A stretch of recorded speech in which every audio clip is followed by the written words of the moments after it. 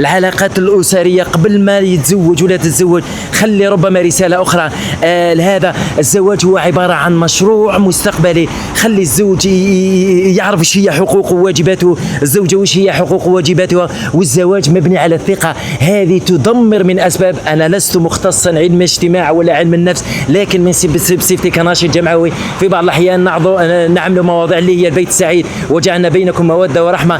من الأسباب القاتلة والمدمرة للعلاقات الأسرية الزوجية هي الخيانة، اللي هي الخيانة الإلكترونية، اللي هي التجسس. خلينا أنت لماذا تزوج مع هذه؟ اخترتها وفق الضوابط. دائما هذا الزواج مربوط على الجانب الديني، إذا جاءكم من ترضون دينه وخلقه فزوجيه. لما تربطي هذا الزواج على الدين صدقيني بالله ما نشوفوش هذه الظواهر السلبية الجوساسة، شكون اللي كان صور ولا الصور، لأنها من مدمرات حسب المختصين والمختصين في جانب الإرشاد الأسري، من المدمرات للزواج اللي هي عدم الثقة بين الزوجين والجوسسة الإلكترونية.